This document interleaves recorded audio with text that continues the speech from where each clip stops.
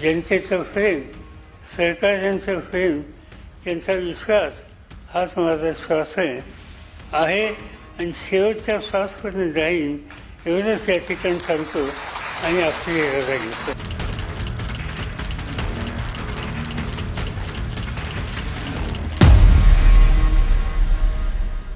शरद पवार 4 बार के मुख्यमंत्री, 6 बार विधायक, 6 बार सांसद और कई बार केंद्रीय मंत्री.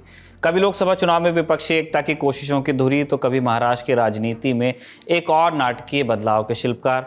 आज शरद पवार फिर चर्चा में है. वजह है उनका एक ऐलान, और ये ऐलान केवल उनकी पार्टी के लिए ही नहीं बल्कि देश और महाराष्ट्र की राजनीति में बड़े बदलाव के संकेत दे रहा है. क्या है इस ऐलान के मायने और क्या है इसके पीछे की राजनीति, यही समझने की कोशिश करेंगे आज दी ललन टॉप शो में. नमस्कार, मेरा नाम है निखिल और आप देखना शुरू कर चुके हैं दी ललन टॉप शो. राष्ट्रवादी कांग्रेस पार्टी यानी एनसीपी के मुखिया शरद पवार ने पार्टी के अध्यक्ष पद से इस्तीफे का ऐलान कर दिया है. वो इस्तीफा दे रहे हैं. शरद पवार की उम्र 82 साल से ज्यादा हो गई है और इस्तीफे के पीछे उन्होंने अपनी उम्र का ही हवाला दिया है. ये घोषणा उन्होंने 2 मई यानी कि आज अपनी आत्मकथा लोक माझे सांगाती के विमोचन के मौके पर की. इसका हिंदी अनुवाद होता है लोग मेरे हमसफर. हालांकि उन्होंने ये भी साफ कहा कि सार्वजनिक जीवन से वो संन्यास नहीं ले रहे हैं. क्या कहा आप सुन लीजिए. जनतेचं प्रेम, सरकारच्यांचं प्रेम, त्यांचा विश्वास हाच माझा श्वास आहे. यापुढं आपणापासून कोणतीही हरकत नाही. मी आपणासोबत होतो आहे आणि शेवटच्या श्वासपर्यंत जाईन एवढंच या ठिकाणी सांगतो आणि आपली रजा घेतो.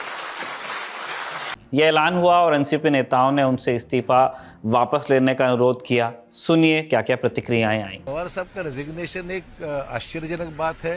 उन्होंने किस बैकग्राउंड पे ये फैसला किया हम तो नहीं जानते हैं, पर ज़रूर ये लगता है कि ऐसे सिचुएशन में जब सभी पॉलिटिकल पार्टीज एक होकर बीजेपी का सामना करने के लिए एकजुट हुए हैं, यूपीए और बाकी फ्रेंडली पार्टीज उद्धव ठाकरे के साथ में जब ये सभी लोग एकजुट होकर फैसला करने के मनस्थिति में है, तब उनका रेजिग्नेशन एक सीनियर और एक अनुभवी नेतृत्व जब रिटायर होता है तो उसका एक वैक्यूम निश्चित तौर पर लगेगा.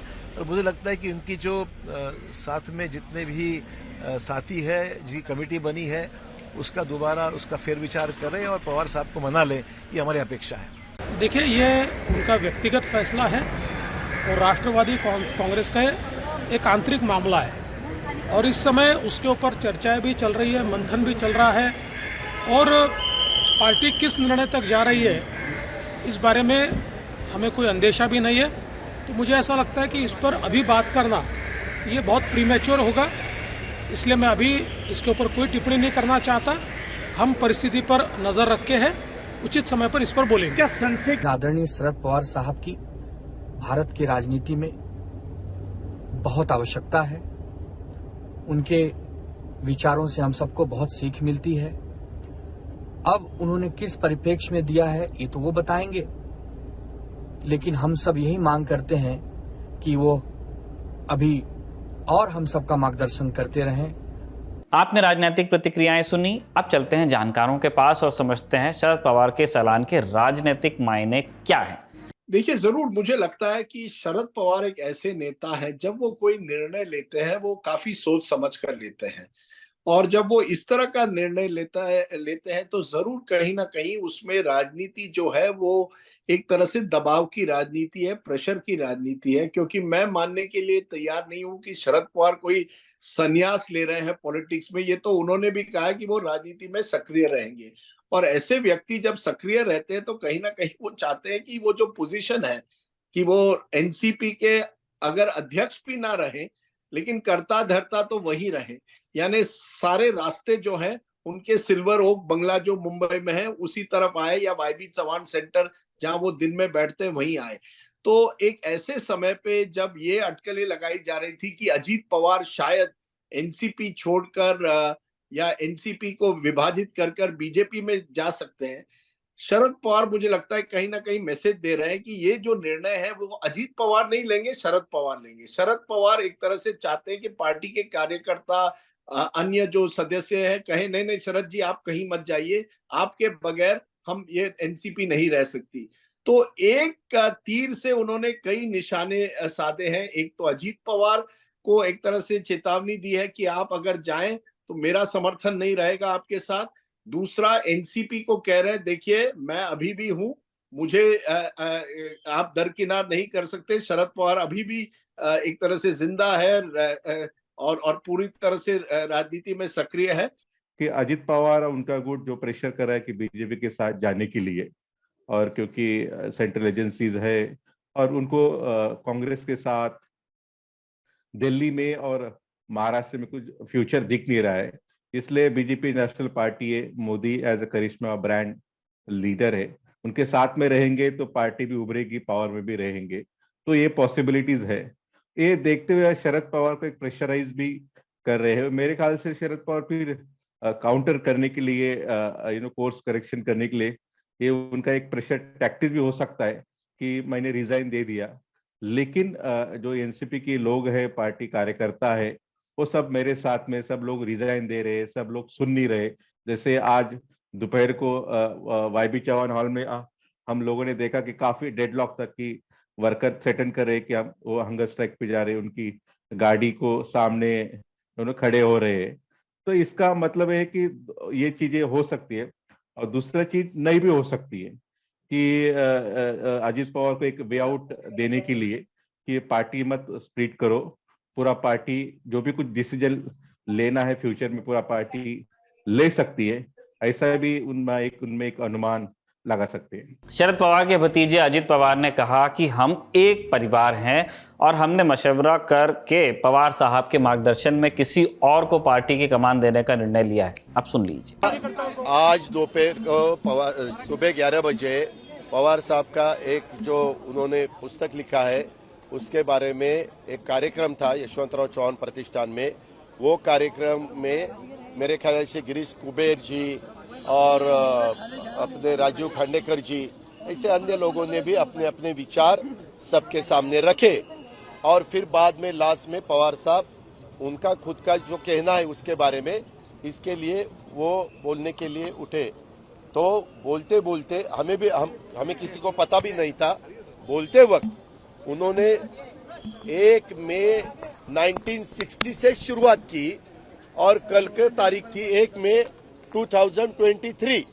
तब तक का थोड़ा सा जो कुछ आज तक हुआ उसमें से जो आप साहब को बताना चाहिए था वो साहब ने बताया। हमें भी थोड़ा सा लगा कि साहब ने 1 मई 1960 से शुरुआत करके 1 मई 2023 तक क्यों आए साहब। लेकिन बाद में पता चला ये सब बताते वक्त साहब ने बोला कि मेरा एज अभी 83 हुआ है, कहीं ना कहीं रुकना चाहिए, इसीलिए पार्टी का जो जिम्मेवारी है प्रेसिडेंटशिप की वो मैं उसका इस्तीफा दे रहा हूं। और उन्होंने एक कमेटी डिक्लेयर की और वो कमेटी ने बैठकर साहब के बाद उस जगह किसको बिठाना है उसके बारे में चर्चा करनी चाहिए, ऐसे पवार साहब ने बताया। ये कोई भी राष्ट्रवादी कांग्रेस पार्टी को लीडर को अच्छा नहीं लगा। अजित पवार जिस एक परिवार की बात कर रहे हैं उस परिवार के कई सदस्य राजनीति में सक्रिय हैं, और जब बात शरद पवार के रिटायरमेंट की हो रही हो तो सवाल ये उठ रहा है कि उत्तराधिकारी कौन होगा। देखिए, ये बहुत मुश्किल सवाल इस समय एनसीपी के सामने है कि शरद पवार के बाद कौन, क्योंकि शरद पवार एक तरह से एनसीपी के सबसे बड़े फिगर ही नहीं रहे हैं। एनसीपी का अस्तित्व ही शरद पवार के राजनीति से जुड़ा हुआ है। अब आपने कई नामों के नाम का जिक्र किया। सुप्रिया सुले एमपी हैं, उनको खुद बारामती में मशक्कत करनी पड़ेगी अगले साल। बीजेपी बहुत कोशिश कर रही है वहां कि शरद पवार को अपने एक तरह से फोर्ट्रेस में, अपने किले में एक तरह से चेतावनी दे, चुनौती दे। तो सुप्रिया सुले की उस तरह से संगठन पर पकड़ नहीं है। अजित पवार की है। नए पीढ़ी के जो नेता आए हैं, खास करके पिछले 10-15 साल जो एनसीपी से जुड़े हुए हैं पश्चिम महाराष्ट्र में, वहां जरूर अजित पवार ने अपनी एक भूमिका अदा की है। और अगर आज आप एमएलए से पूछे तो जरूर कई ऐसे एमएलए हैं जो कहेंगे नहीं, अजीत दादा जो है वो हमारे एक तरह से नेता हैं। लेकिन क्या अजीत पवार उस लेवल तक जो शरद पवार ने एक नेशनल पार्टी बनाने का सपना लिया था या ऑल महाराष्ट्र पार्टी बनाने का एक इरादा किया था, क्या अजीत पवार उसे एक तरह से सफल कर सकते हैं? मुझे लगता है इस पर सवाल जरूर है। अजीत पवार में कुछ गुण जरूर है, बहुत हार्ड वर्किंग है, एडमिनिस्ट्रेटिव पकड़ है, लेकिन क्या उनमें वो मास अपील है जो शरद पवार की है, अनलाइकली नहीं है। और इसी वजह से अजीत पवार को भी एक तरह से अगर वो बने भी, उनको बाकियों को साथ लेकर बनना पड़ेगा, वो केवल एक में नेता नहीं बन सकते। लेकिन मैं नहीं समझता कि पवार फैमिली के बाहर ये जो पद है उनके घर के बाहर जाएगा। तो इस समय अजीत पवार जरूर कुछ ना कुछ भूमिका अदा कर सकते हैं, खास करके क्योंकि बड़े दिनों से वो अस्वस्थ है। अटकलें लगाई जा रही थी कि वो बीजेपी में जाएंगे। अगर आप उनको वर्किंग प्रेसिडेंट बनाए या एक कोई अहम पद दे, तो जरूर शायद वो एनसीपी में रुके रहेंगे और अपना टर्न, मेरा नंबर कब आएगा वो हमेशा कहते हैं या अपने लोगों से कहते हैं, तो शायद वो रुकेंगे। तो मुझे लगता है जो नाम आपने गिने हैं उसमें अभी भी अजीत पवार का नंबर सबसे आगे है, लेकिन वो उनको बाकियों को साथ लेकर एनसीपी को आगे बढ़ाना पड़ेगा। आज शरद पवार के रिटायरमेंट वाले ऐलान को शरद पवार की राजनीति का ही हिस्सा बताया जा रहा है। क्यों? दरअसल पिछले कुछ दिनों में इस बात पर लंबी चर्चा हुई कि अजित पवार भाजपा के साथ जा सकते हैं। शुरुआत हुई 8 अप्रैल को जब एनसीपी ने बयान जारी किया कि भाजपा को डर है कि वो अगले लोकसभा चुनाव में जीत नहीं पाएंगे और मांग की एनसीपी ने कि 2024 के चुनाव बैलेट पेपर पर करवाए जाएं। जनरल इलेक्शंस की बात हो रही है। प्रेस रिलीज में यह तर्क दिया गया कि दुनिया के कई विकसित देशों ने ईवीएम का इस्तेमाल बंद कर दिया। भारत में संयुक्त विपक्ष ने कई मौकों पर ईवीएम को लेकर अपनी चिंता जाहिर की ही है।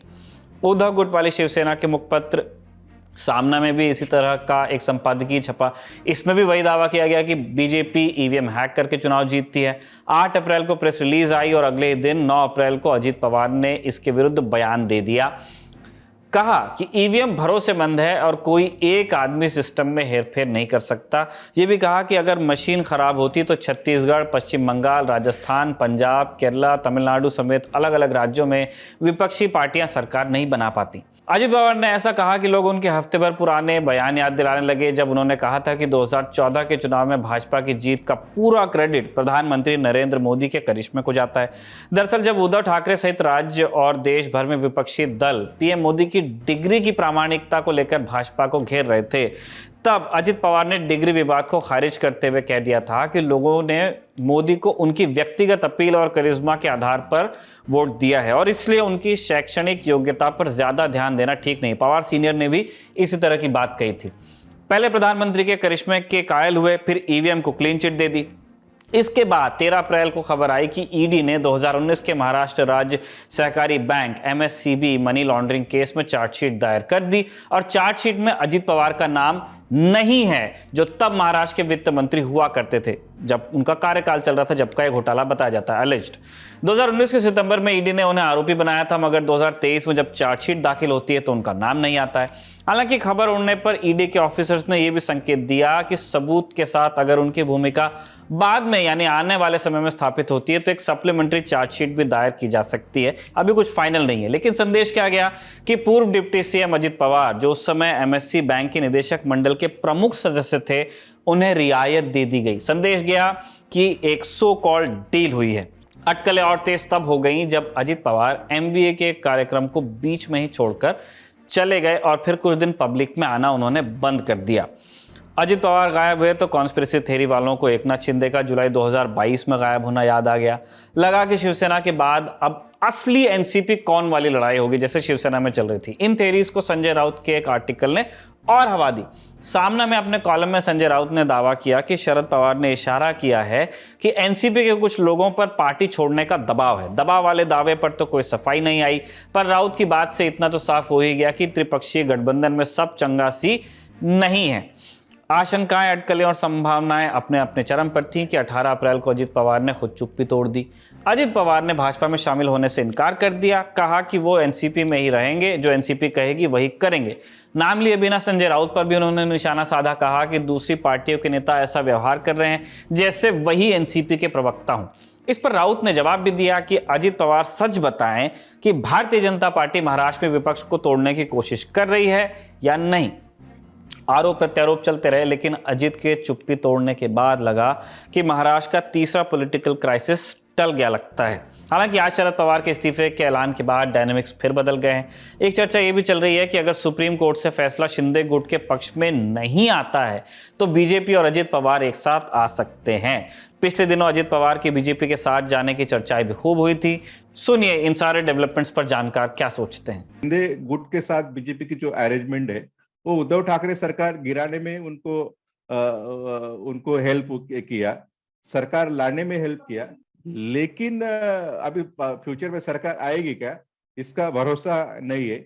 इसलिए बीजेपी को एक नया अलायंस पार्टनर की जरूरत है। और मेरे ख्याल से वो जैसे हेमंत बिस्वा शर्मा उन्होंने बनाया था नॉर्थ ईस्ट में, आसाम में, उस तरह के मुझे लगता है कि वो अजित पवार की तरफ इस नजरे से, उस नजर अंदाज से देख रहे हैं क्या, वो भी चीज देखने जैसी है। देखिए, ये बहुत बड़ा सवाल आपने उठाया है, क्योंकि यहाँ से तो ये मामला शुरू होता है कि अजित पवार करेंगे क्या। आपको मालूम होगा 2019 नवंबर में जिस तरह से उन्होंने सुबह सुबह देवेंद्र फडणवीस के साथ हाथ मिलाकर सरकार बनाई थी, जो केवल कुछ दिनों के लिए रही। अजित पवार हमेशा देख रहे हैं कि मैं आगे कैसे बढ़ सकता हूँ, शरद पवार का जो ये साया है उससे दूर हटकर कैसे मैं अपनी एक छवि, खुद की एक इंडिपेंडेंट आइडेंटिटी बना सकता हूँ, एक स्वतंत्र आइडेंटिटी बना सकता हूँ। तो जरूर उनकी बातचीत हुई है। एक बड़े बीजेपी नेता, महाराष्ट्र के नेता ने कहा कि अजित पवार अस्वस्थ है, लेकिन इस समय वो थोड़े डर रहे हैं कि अगर एक बार फिर वो कूदकर बीजेपी के साथ जाए तो क्या पूरी एनसीपी उनके साथ आएगी या 2019 को एक तरह से रिपीट हो जाएगी, जहां उनके साथ एमएलए नहीं रहे और वो वापस शरद पवार के साथ आए। तो जब तक अजित पवार सर्टन है कि कुछ ना कुछ उनको या तो मुख्यमंत्री पद मिले या कुछ ऐसी बेनिफिट मिले जो आज उन्हें एनसीपी में रहकर नहीं मिल रही है, वो लीडर ऑफ द ऑपोजिशन है, तो तभी जाएंगे। लेकिन हाँ, मैं समझता हूं अजित पवार पर नजर रखनी पड़ेगी। उन्होंने ऑप्शंस अपने अभी तक बंद नहीं किए हैं और जो मेरी जानकारी है उनका डायलॉग बीजेपी के साथ बरकरार है।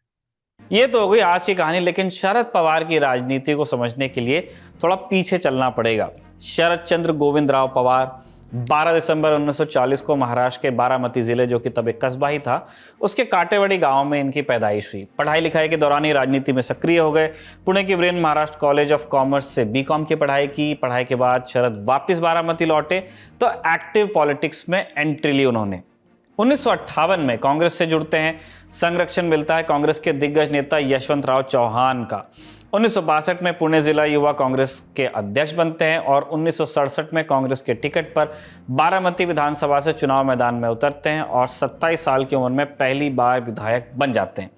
बारामती पिछड़ा ग्रामीण इलाका हुआ करता था उस वक्त, और शरद पवार स्थानीय मुद्दों पर ही ज्यादा सक्रिय रहते थे, जैसे किसान, सूखा, सहकारी चीनी मिलों के मुद्दे और उनकी राजनीति।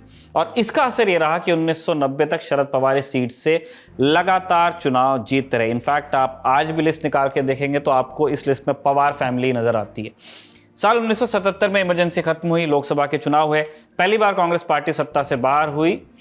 अब ये हार छोटी मोटी हार नहीं थी, सो पार्टी में इस्तीफों का दौर शुरू हुआ। महाराष्ट्र में कांग्रेस की सरकार थी। हार की जिम्मेदारी लेते हुए मुख्यमंत्री शंकरराव चौहान ने भी इस्तीफा दिया। नए मुख्यमंत्री बने वसंतदादा पाटिल। इन सब के बीच में पार्टी में दो फाड़ हुई। महाराष्ट्र में कांग्रेस के दो धड़े हुए, कांग्रेस यू और कांग्रेस आई। पवार यशवंतराव चौहान के साथ कांग्रेस यू में शामिल हुए। 1978 में विधानसभा चुनाव हुए, दोनों धड़ों ने अलग अलग चुनाव लड़ा।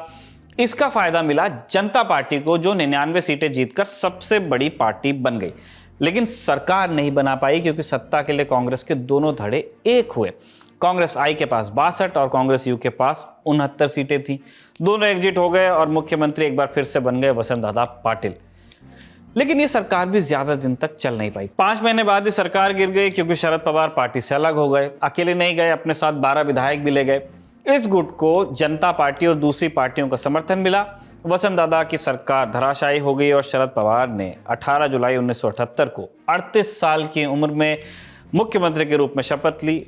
उनके इस दांव से बड़े बड़े राजनीतिक विश्लेषक तब हैरान हुए थे और पहली बार विधायक बनने के महज 11 साल बाद 1978 में शरद पवार महाराष्ट्र के सबसे युवा मुख्यमंत्री बन गए थे।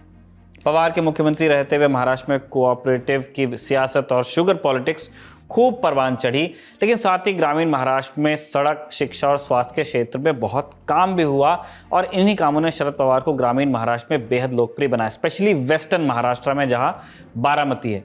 लेकिन 1980 के मध्यावधि चुनाव में कांग्रेस में इंका को भारी बहुमत मिला, इंदिरा कांग्रेस, और इंदिरा गांधी फिर से प्रधानमंत्री बनी। इंदिरा ने सत्ता में आते ही 9 गैर कांग्रेसी राज्य सरकारों को बर्खास्त किया। इन बर्खास्त होने वाली राज्य सरकारों में शरद पवार की सरकार भी शामिल थी। इसके बाद हुए विधानसभा चुनाव में शरद पवार का गठबंधन फेल हुआ। इंदिरा कांग्रेस की सत्ता में वापसी हुई। AR अंतुल्य मुख्यमंत्री बने। इसके बाद 1983 में वो कांग्रेस समाजवादी के राष्ट्रीय अध्यक्ष चुने गए और इसी पार्टी से 1984 में अपना पहला लोकसभा चुनाव बारामती से जीता। लेकिन दिल्ली में उनका मन नहीं रहा और 1985 की विधानसभा चुनाव में वापस राज्य की पॉलिटिक्स में लौटते हैं।